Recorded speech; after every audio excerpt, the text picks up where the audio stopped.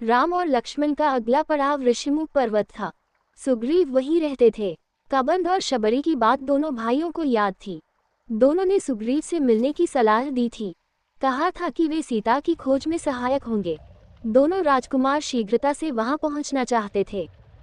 सुग्रीव का मूल निवास ऋषिमुख पर्वत नहीं था, किष्किंधा था। ऋषिमुख में वह निर्वासन में अपना समय बिता रहे थे। सुग्रीव किष्किंधा के वानरराज के छोटे पुत्र थे। बड़े भाई का नाम बाली था।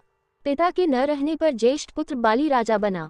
पहले दोनों भाइयों में बहुत प्रेम था। राजकाज में किसी बात को लेकर मनमुटाव हुआ, फिर झगड़ा हो गया। इतना गंभीर कि बाली सुग्रीव को मार डालने पर उतर आया। जान बचाने के लिए सुग्रीव को ऋषिमुख आना पड़ा। ऋषिमुख आकर भी सुग्रीव का डर कम नहीं हुआ था। वह चौकस रहता था। विश्वास पात्र वानर सेना निरंतर पहरे पर रहती थी। सुग्रीव स्वयं भी पहरा देता था, इस डर से कि कहीं बाली के गुप्तचर सैनिक वहां न पहुंच जाएं। एक दिन सुग्रीव पहाड़ी पर खड़ा था। उसने दो युवकों को उधर आते देखा। ये दोनों अवश्य बाली के गुप्तचर होंगे, मुझे मारने आ रहे होंगे। सुग्रीव ने तत्काल अपने साथियों को बुलाया।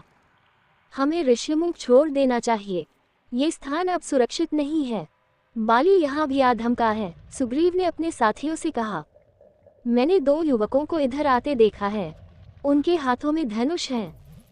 सुग्रीव घबराया हुआ था, पर उसके प्रमुख साथी हनुमान इससे सहमत नहीं थे। मैं जाकर पता लगाता हूँ कि वे कौन हैं। बाली की सेना में ऐसे सैनिक नहीं हैं। हनुमान ने भी दोनों युवकों को देख लिया था। हनुमान पर सुग्रीव को भरोसा था, उसने बात मान ली। राम और लक्ष्मण पहाड़ी पर चढ़ते चढ़ते थक गए थे। वे पहाड़ी सरोवर के पास रुके, थकान मिटाने, मुंह हाथ धोने। तभी भेष बदलकर हनुमान वहां पहुंच गए। शिष्टता से प्रणाम किया, पूछा, आप दोनों कौन हैं? वन में क्यों भटक रहे हैं? आपका भेष मुनियों जैसा है, लेकिन चेहरे से राजकुमार लगते हैं। हम सुग्रीव से मिलने जा रहे हैं, हमें उनकी सहायता की आवश्यकता है। क्या आप उन्हें जानते हैं? राम ने विनम्रता से पूछा। प्रारंभिक बातचीत में ही हनुमान स्थिति भांप गए। वे अपने मूल रूप में आ गए। प्रणाम करते हुए बोले, मैं हनुमान हूँ, सुग्रीव का सेवक। उन्होंने आपका परिचय जानने के लिए यहाँ भेजा था। लक्ष्मण ने उन्हें अपना परिचय दिया, वन में आने का कारण बताया। ये भी बताया कि वे कबंध और शबरी की सलाह पर आए हैं, सुग्रीव से मिलने, उनसे सहायता मांगने। हनुमान के चेहरे पर हल्की सी मुस्कुराहट आ गई। कोई उससे सहायता मांगने आया है, जिसे स्वयं सहायता चाहिए। हनुमान समझ गए, राम और सुग्रीव की स्थिति एक जैसी है। दोनों को एक दूसरे की सहायता चाहिए। वे मित्र हो सकते हैं। एक अयोध्या से निर्वासित है, दूसरा किष्किंधा से। एक की पत्नी को रावण उठा ले गया है, दूसरे की पत्नी उसके भाई ने छीन ली है। दोनों के पिता नहीं हैं। हनुमान ने राम और लक्ष्मण को कंधे पर बैठाया। कुछ ही पल में वे ऋषिमुख के शिखर पर पहुंच गए। हनुमान ने दोनों को सुग्रीव से मिलाया। दोनों ने अग्नि को साक्षी मानकर मित्रता का वचन लिया। सुग्रीव ने कहा, आज से हमारे सुख दुख साझा हैं। राम ने सुग्रीव को सीता हरण के संबंध में बताया तो सुग्रीव अचानक उठ खड़े हुए। उन्हें कुछ याद आया। बोले, वानरों ने मुझे एक स्त्री के हरण की बात बताई थी। वह निश्चित रूप से सीता ही रही होंगी। रावण का रथ इसी पर्वत के ऊपर से गया था। राम और लक्ष्मण ध्यान से उनकी बात सुन रहे थे। सुग्रीव बोलते रहे, सीता स्वयं को रावण के चंगुल से छुड़ाने का यत्न कर रही थी। वानरों को देखकर उन्होंने अपने कुछ आभूषण नीचे फेंक दिए थे। गहनों की एक पोटली राम के सामने रखते हुए उन्होंने कहा, देखिए, क्या ये गहने सीता के हैं? राम ने आभूषण तुरंत पहचान लिए। कुछ गहने लक्ष्मण ने भी पहचाने। गहने देखकर राम शोक सागर में डूब गए। उनके मुंह से निकला, धिक्कार है मुझे, हे सीते। मैं संकट में तुम्हारी रक्षा नहीं कर सका। मेरा पौरुष, बल, पराक्रम, ज्ञान तुम्हारे काम नहीं आया। सुग्रीव ने उन्हें सांत्वना दी, सीता अवश्य मिल जाएंगी। मैं हर प्रकार से आपकी सहायता करूंगा मित्र। रावण का सर्वनाश निश्चित है। राम के बाद सुग्रीव ने अपनी व्यथा कथा सुनाई। बाली ने मुझे राज्य से निकाल दिया है, मेरी स्त्री छीन ली, मेरा वध करने की चेष्टा कर रहा है। संकट के समय हनुमान, नल और नील ने मेरा साथ दिया, मुझे कभी नहीं छोड़ा। उसने राम से सहायता मांगी।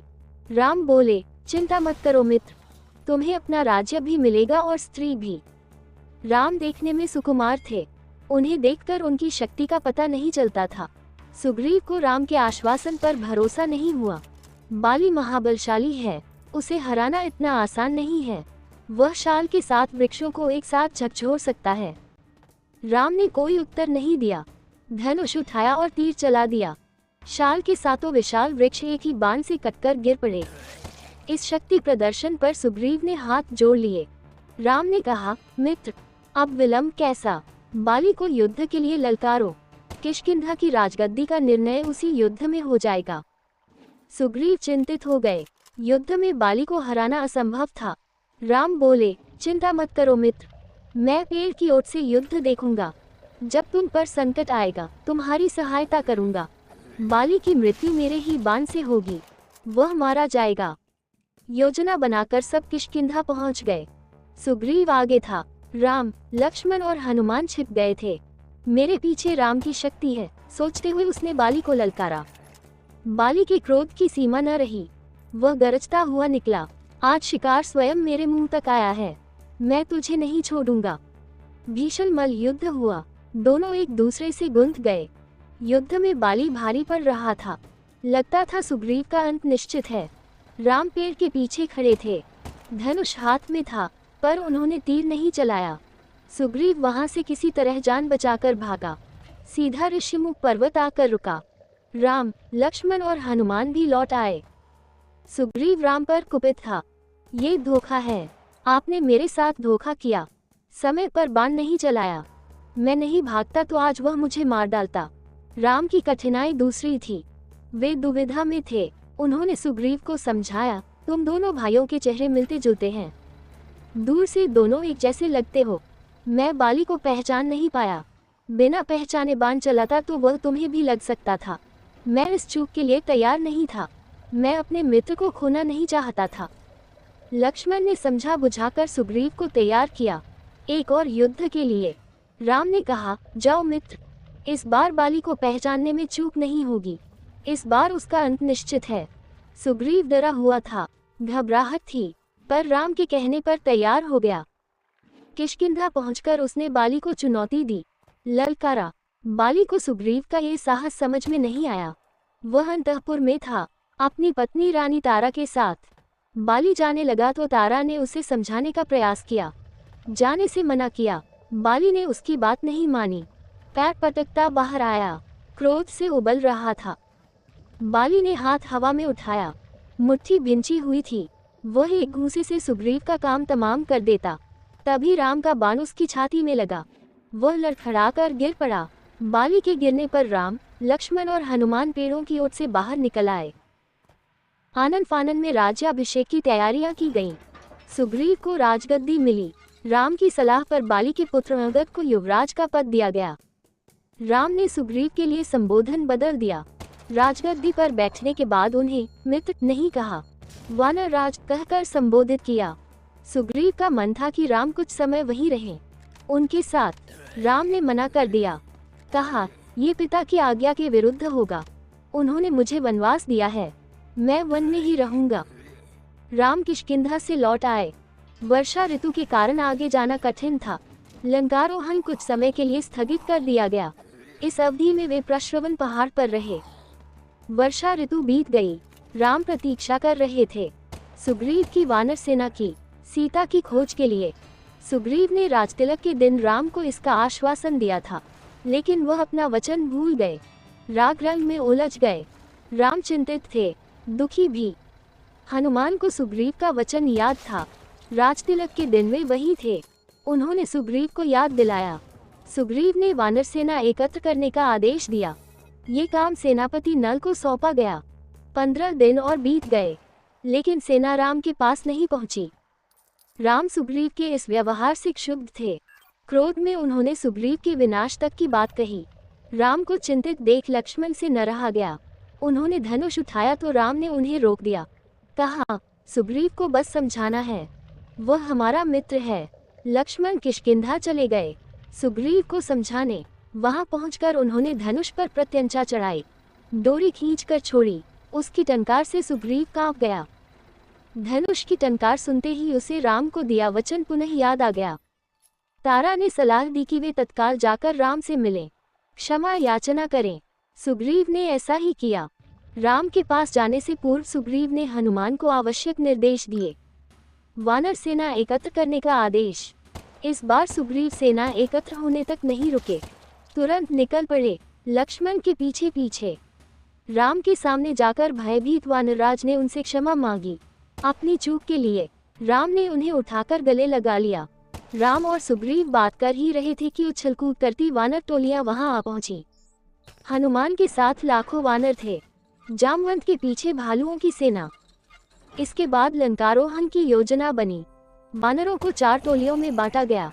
अंगद को दक्षिण जाने वाले अग्रिम दल का नेता बनाया गया। उस दल में हनुमान, नल और नील भी थे। राम की यही इच्छा थी। उन्होंने कहा, वानरों की सेना भेजने से पहले चतुर और बुद्धिमान दूतों को लंका भेजा जाए, यही उचित है। राम और सुग्रीव की जय जयकार करते वानर अपनी निर्धारित दिशाओं की ओर चल पड़े। दक्षिण जाने वाले दल को राम ने रोक लिया। उन्होंने हनुमान को अपने पास बुलाया, अपनी उंगली से अंगूठी उतारकर उन्हें दे दी। अंगूठी पर राम का चिन्ह था। उन्होंने कहा, जब सीता से भेंट हो तो यह अंगूठी उन्हें दे देना, वे इसे पहचान जाएंगी, समझ जाएंगी तुम्हें मैंने भेजा है, तुम मेरे दूत हो। दक्षिण की टोली किष्किंधा से चली। अंगद और हनुमान आगे आगे चल रहे थे। चलते चलते वे ऐसे स्थान पर पहुंच गए जिसके आगे भूमि नहीं थी, केवल जल था। विशाल समुद्र, उसकी गहराई अथाह थी, लहरों की गरज कपा देती थी। समुद्र को देखकर सबका साहस जवाब दे गया। वानर थक हार कर वहीं बैठ गए। वानर राम के बारे में चर्चा करने लगे। अंगद ने कहा, राम की सेवा में प्राण भी चले जाए तो दुख नहीं होगा। जटायु ने अपनी जान दे दी, हम भी पीछे हटेंगे नहीं। तभी एक विशाल गिद्ध पहाड़ी के पीछे से निकला। वह जटायु का भाई था, संपाति। उसने कहा, सीता लंका में है, मैं जानता हूँ, रावण उन्हें लेकर गया है। आप लोगों को यह समुद्र पार करना होगा। सीता तक पहुँचने का बस यही एक रास्ता है। सीता की सूचना मिलने से प्रसन्न हुआ वानर दल फिर निराश हो गया। समुद्र सामने था, विकराल था, उसे कौन पार करेगा, कैसे करेगा। अंगद उदास हो गए। लक्ष्य सामने था पर विकट था, उन्हें कुछ सूझ नहीं रहा था। बूढ़ा संपाति उनकी सहायता कर सकता था, पर इस आयु में इतनी लंबी उड़ान संभव नहीं थी। वानर दल असमंजस में पड़ गया।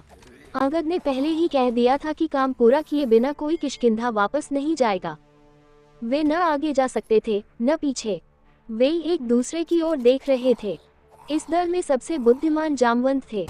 सब उनके पास गए। उनके पास भी इस कठिन प्रश्न का कोई उत्तर नहीं था। तभी जामवंत की दृष्टि हनुमान पर पड़ी। वे सबसे दूर बैठे थे, चुपचाप। जामवंत जानते थे कि यह काम हनुमान कर सकते हैं। वे पवन पुत्र हैं, उनकी शक्ति अपार है, लेकिन उन्हें स्वयं इसका अनुमान नहीं है। उनकी सोई हुई शक्ति जामवंत ने जगाई। कहा, हनुमान, आपको जाना होगा, ये कार्य केवल आप कर सकते हैं। सबकी आंखें उन्हीं पर टिक गईं।